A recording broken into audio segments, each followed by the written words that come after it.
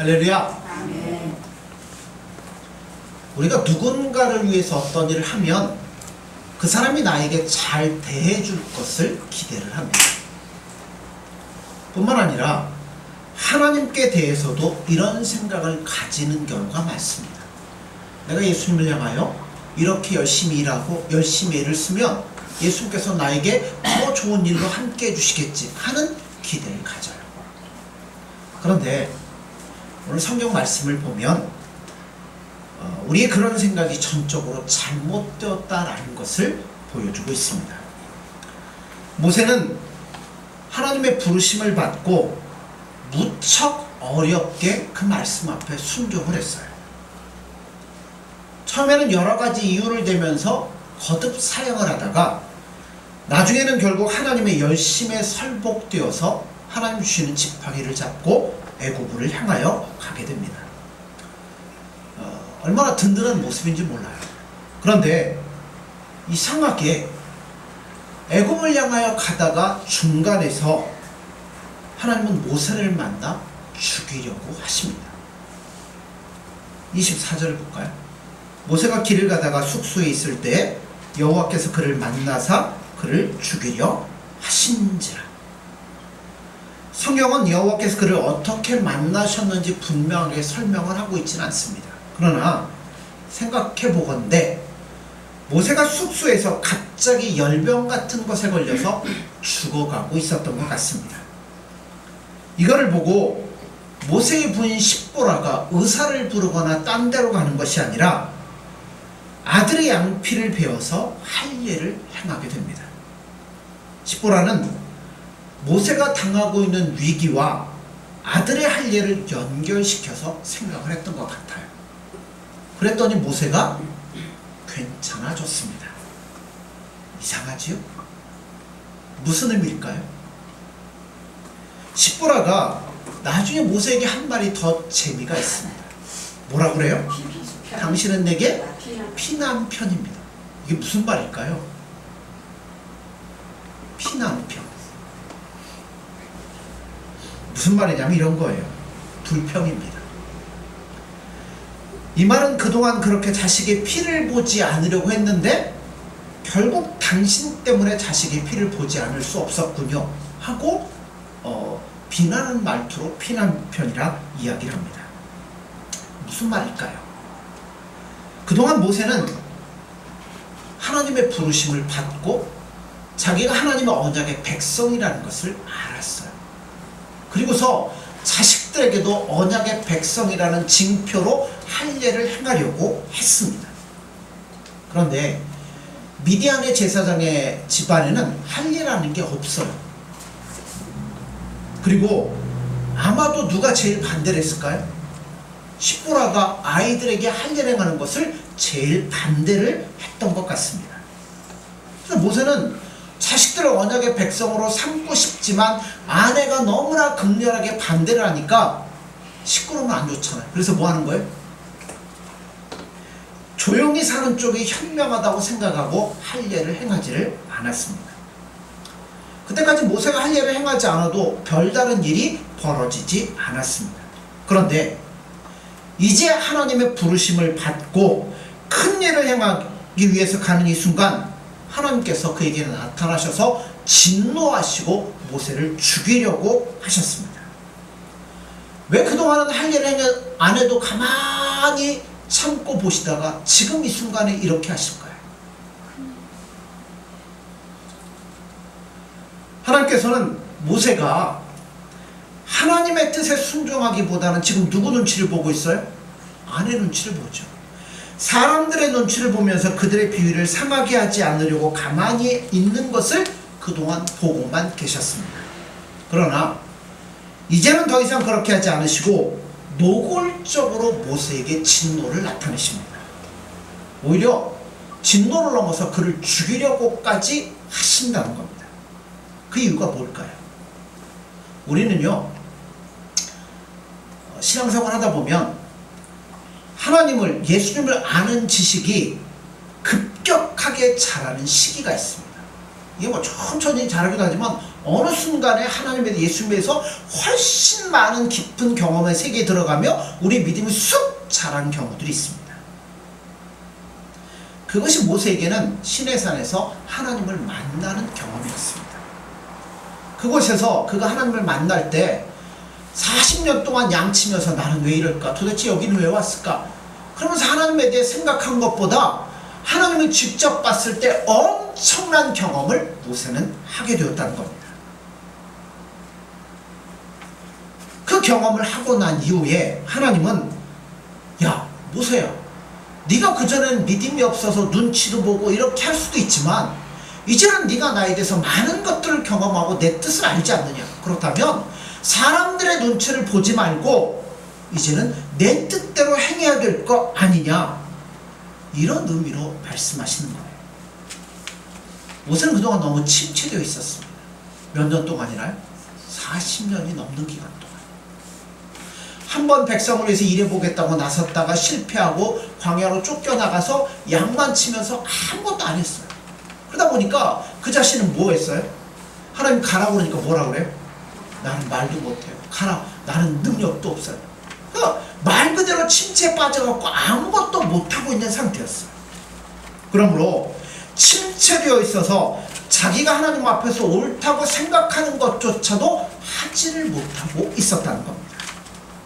그런데 신에서 하나님을 딱 경험하고 난 이후에 하나님이 누군지를 알았어요.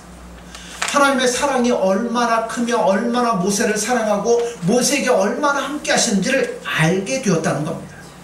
그렇다면 이제는 옛날처럼 소극적으로 믿지 말라는 거예요. 하나님께서는 더 완전하고 적극적인 순종을 요구하셨는데 모세가 그렇지 못할 때 하나님께서 진노를 나타내셨던 겁니다. 우리도요, 예수님을 더 많이 알고 예수님을 더 깊이 경험하면 예수님 모세에게 요구하는 것처럼 똑같이 요구하신다. 야, 이제 네가 나에 대해 더 많이 알지 않냐? 그러면 지금처럼 살지 말고 더 열심을 다해서 내 앞에 나오고 내 뜻을 순종하며 나와 동행해야 될 거 아니냐? 그렇게 말씀하신다는 겁니다. 우리는 진리를 깨달은 후에도 전처럼 소극적이고 패배주의적인 신앙생활을 한다는 것은 진리를 깨닫고 나면 불가능한 일이라고 생각됩니다. 왜냐하면 예수님 우리가 깨달은 만큼 실천하기를 요구하시는 거예요. 모를 때는요, 적을 때는요, 예수님이 다 참고 계신다니까요. 왜냐하면 우리가 연약하기 때문에, 어리기 때문에. 여러분 이제 걸어다니는 애한테 야 뛰어다녀야지, 슈퍼 가서 한 살짜리한테 야 물건 뭐뭐 사갖고 와 이렇게 요구하실 수 있어요? 아니잖아요. 그때는 그냥 야 잘 먹고 잘 커라, 그냥 지켜만 보는 거죠. 그래서 말씀을 듣고 생활은 전과 같이 한다는 것은 우리가 말씀을 듣고 예수님을 깨닫고 그랬음에도 불구하고 옛날하고 똑같이 생활한다는 것은 여러분 예수님의 노용을 통째로 받을 수밖에 없다는 겁니다. 물론 더 알았다고 해서 더 깊이 예수님을 경험하고 나서 전부 다 조금 더 봉사하고 시간을 내어서 예배 드린다는 식으로 변명해서는 안 되는 거예요. 예수님은요 우리에게 베푸신 만큼 받고 싶어 하시는 분이 예수님 같아요. 야, 내가 너를 이렇게 사랑하는데 너도 나 이렇게 사랑해야 될 거 아니냐. 그래서 그렇게 못하면 어디로 몰아넣어요? 구석챙이로 몰아넣어가지고 그 고백이 나오도록 우리의 체질을 변화시키고 바꿔나가신다는 겁니다. 그래서 책임을 감당하게 하시고 깨달은 만큼 살아가도록 우리의 삶을 인도해 주시는 겁니다. 우리가 처음 예수님을 믿을 때는 모르니까 예수님 의지하지 않고 다 누구 뜻대로 살아요. 내 마음대로, 믿음도 내 마음대로 살아갈 때가 많습니다. 그래서 예수님이 우리를 뭐 하시는 거예요? 다루시죠. 우리를 훈련시키기 위해서 예수님의 학교에 집어넣어서 우리를 연단하고 가꾸고 만들어서 예수님만을 사랑할 수 있는 사람으로 만들어내신다는 겁니다. 그러니까 그 훈련 학교에 들어가면 제일 먼저 나오는 게 뭐예요? 고백이 예수님 나는 아무것도 아닙니다. 나는 예수님 아니면 안 돼요. 나는 아무것도 할 수 없어요. 사람이 어떻게 바꿔줘요? 전에는 내가 뭐 해보겠다고 나갔던 사람이 소극적으로 바뀔 수밖에 없어요. 예수님이 주시면 먹는 거고 안 주시면 그냥 굶고 기다리는 거고, 예수님 끌고 가시면 가는 거고, 내가 예수님보다 앞서가지 않는다는 겁니다. 그러니까 소극적이 되고요, 무엇을 하든지 옛날처럼 내 기분대로 하지 않고 예수님의 뜻을 기다립니다. 자, 그러다 보면 누가 살짝 여기 침투를 해요? 사탄이가 가만두질 않습니다. 거기 끼어들어갖고 아예 우리를 뭘로 만들어요? 패배주의자로 만들어버립니다. 잘못된 것을 보아도 전혀 반응하지 못하도록 만들어버려요. 예를 들자면, 나 같은 게 뭘 하겠어, 그쵸? 나야 죽지 못해 사는 거지. 내가 나선다고 해서 뭐가 바뀌겠어. 어제도 안 되고 그저께도 안 되고 오늘 안 됐는데 앞으로 될 일이 뭐가 있겠어. 그러면서 패배주의자로 만들게 됩니다.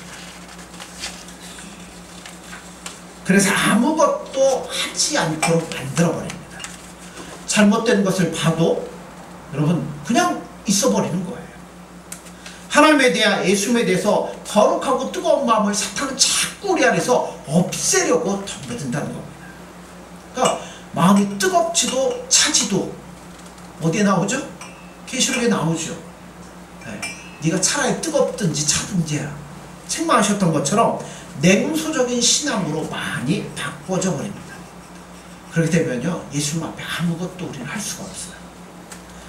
하나님께서는 모세로 하여금 하나님의 거룩하심에 대해서 예전처럼, 이제 네가 알았으니까, 네가 내가 누군지를 깨달았으니까 예전처럼 방관하면 안 된다는 것을 가르치려고 그를 죽이려고 하시는 겁니다. 야, 모세야, 이제 너는 달라졌어. 정신 차려라. 너는 이제 너도 이제는 나처럼 뜨거워져야 된다 라고 말씀하시면서 모세를 재촉하시는 겁니다. 우리 신앙도 마찬가지 같아요. 우리 신앙도 여러분 예수님 앞에 대해서 뜨겁게 나아갈 때가 있는가 하면 어떨 때도 있어요? 침체될 때도 있어요. 침체되었을 때는 눈에 잘못된 것이 보여도 그냥 넘어갑니다. 깨닫지를 못해요. 그러나 예수님은 예수님의 일을 하시기 전에 우리로 하여금 진리에 대해서 여러분 불타오르도록 만들어 주시는 겁니다. 자, 본문 말씀에 나오는 내용이 그거예요. 하나님은 모세를 죽이려고 할 때 누가 해요?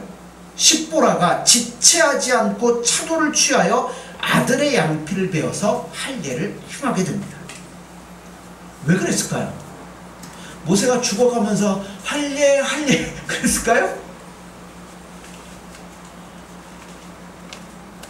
그렇게 말했는지는 모르겠지만 십보라가 지체 없이 차도를 취하여 할례를 행했다고 성경은 기록하고 있습니다.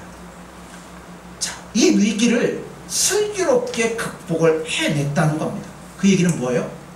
문제 원인이 어디에 있는지를 알고 있었다는 거예요. 자, 모세는 침체에 빠져서 불의한 것을 봐도, 그렇죠? 가정 평화롭게 하려고 입 다물고 가만히 있었어요. 잘못된 거죠. 그러나 입 다물고 가만히 있는 것 같지만 이렇게 하면 안 된다는 것을 분명히 밝혔던 것 같습니다.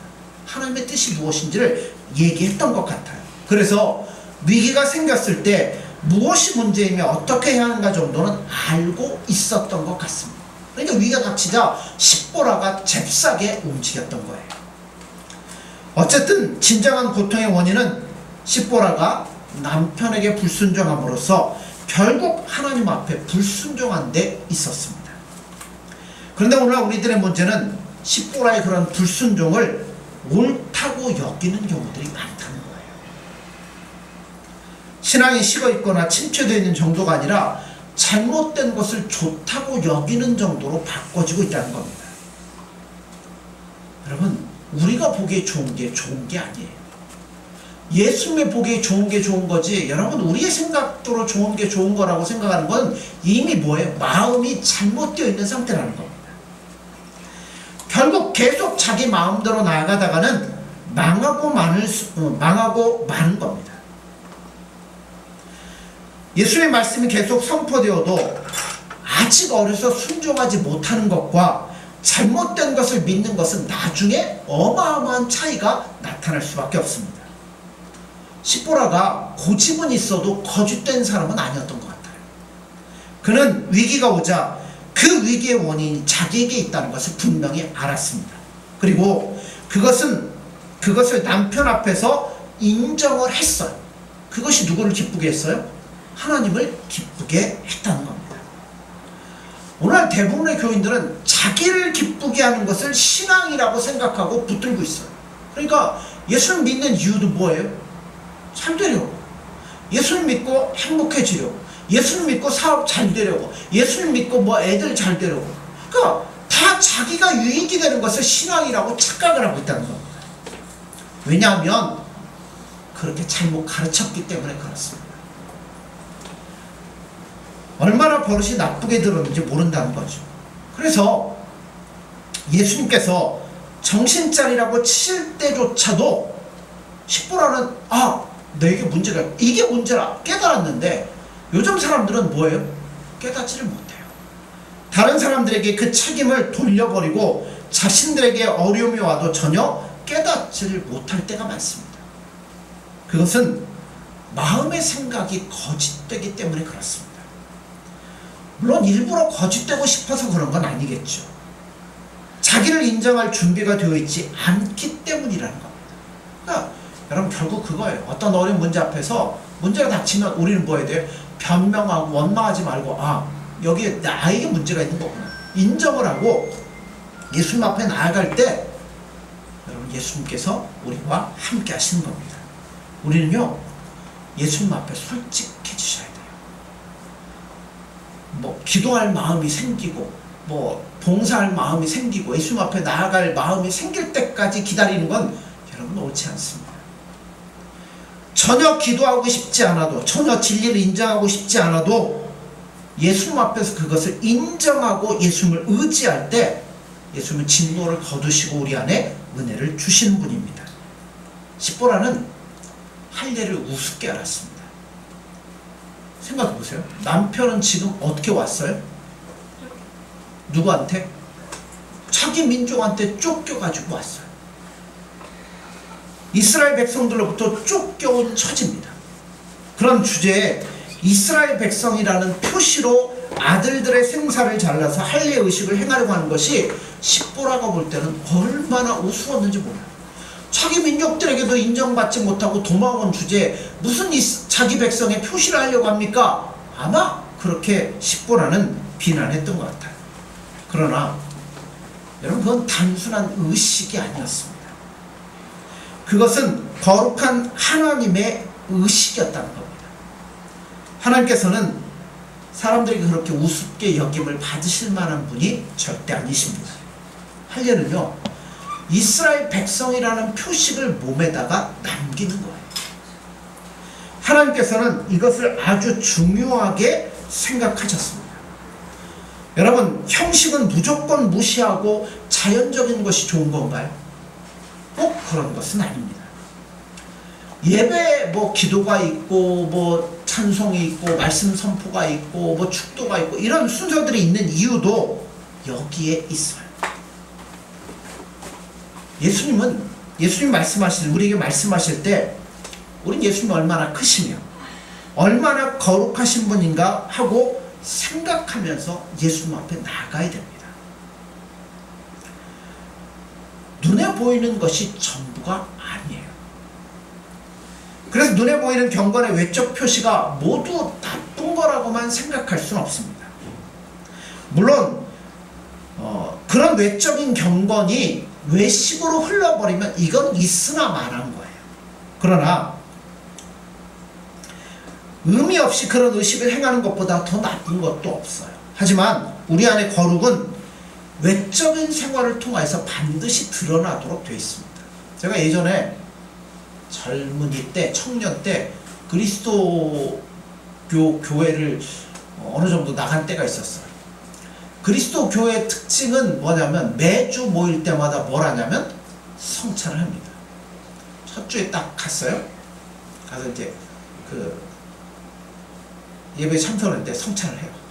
얼마나 감격스럽고 은혜스럽게 기도를 하고 예수님의 몸을 상징하는 떡을 먹고 피를 상징하는 포도잔을 마셨어요.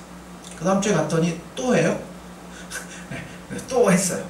한 4주 되니까 슬슬 이제 의미가 퇴색해지기 시작해요. 그냥 예배 한 순서 그렇게만 생각이 돼요. 저만 그랬는지 모르겠는데 그렇게 되더라고요. 고린도 교회가 이것을 그대로 보여주었습니다. 고린도 교인들은 사고방식이 아주 자유로웠어요.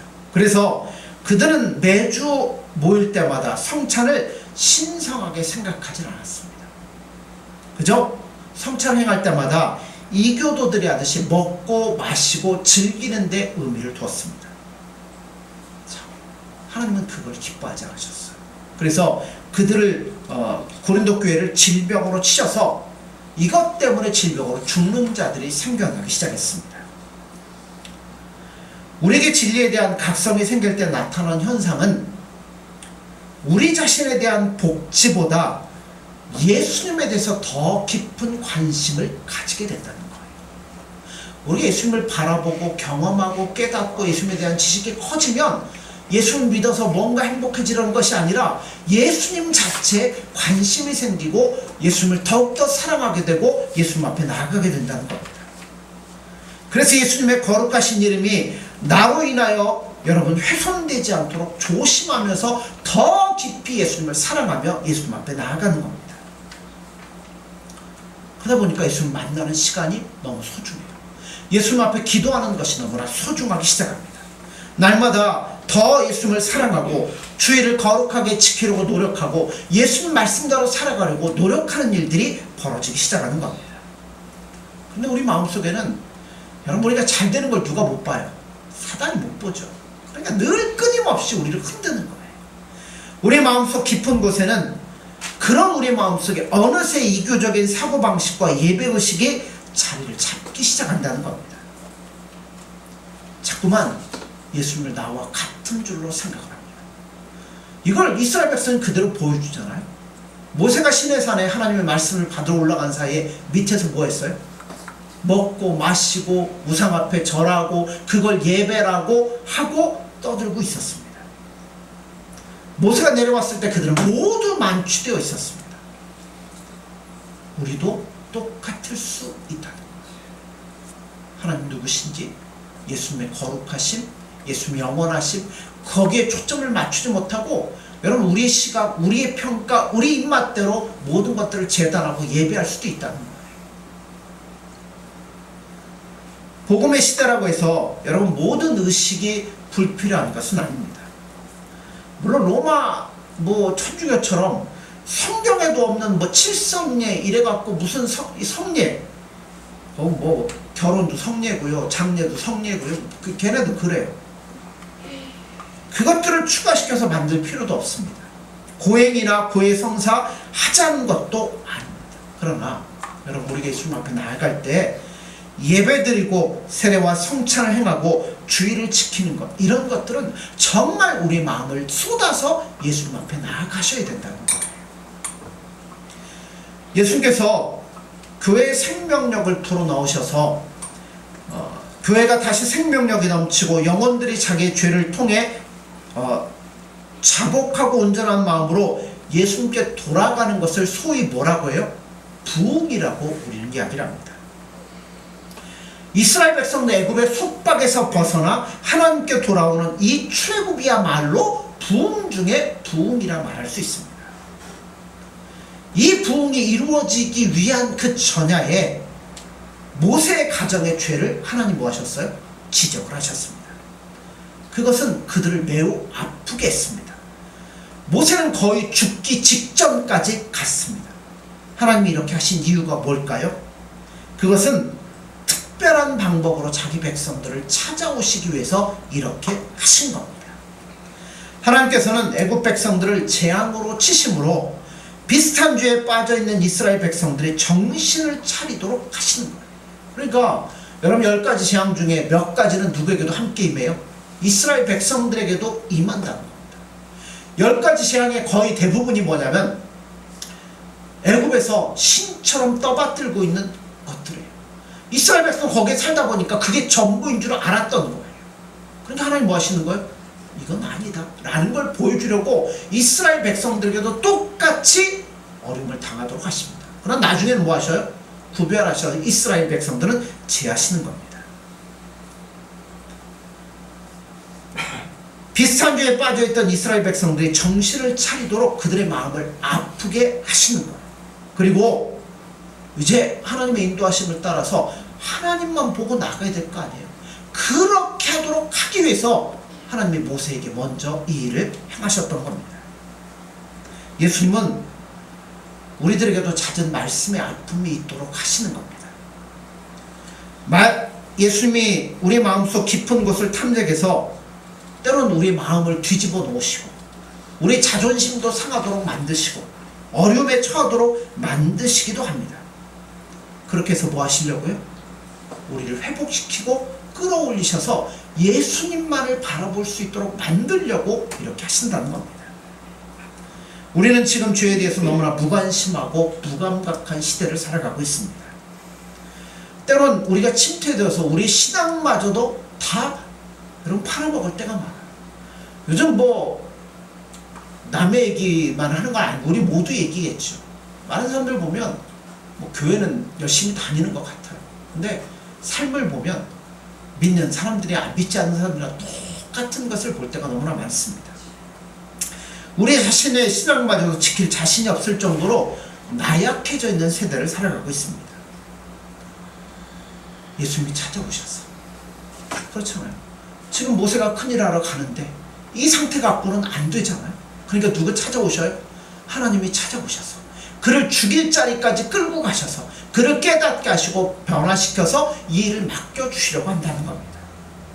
마찬가지로 여러분 이 시대를 살아갈 때 우리도 예수님 우리 안에 찾아오셔서 우리를 각성시켜 주시고 바꿔주지 않으면 여러분이 이 시대를 온전하게 살아갈 수 없습니다.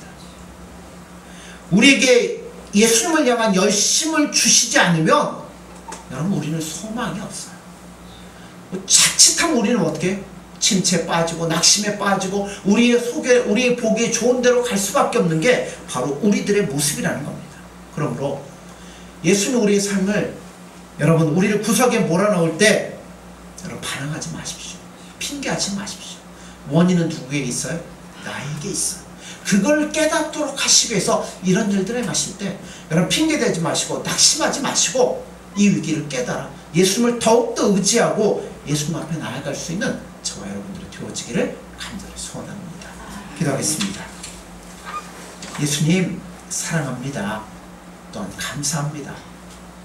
얼마나 우리를 사랑하시는지 우리를 내버려 두시지 아니하시고 예수님께로 이끄시기 위해서 우리의 삶에 개입하시고 간섭하셔서 우리를 만져주시니 감사합니다. 우리가 십보라처럼 빨리 깨달을 수 있는 마음을 주옵소서. 예수님이 주신 말씀을 붙잡고 살아간다고 하면서도 깨닫지 못하고 어리석게 살아왔던 우리 연약함을 이 시간 예수님 앞에 내려놓고 이제는 죽거나 사나 예수님만을 바라보며 예수님 안에서 살아갈 수 있는 저들의 심령이 될 수 있도록 함께하여 주옵소서. 예수님의 이름으로 기도드립니다. 아멘.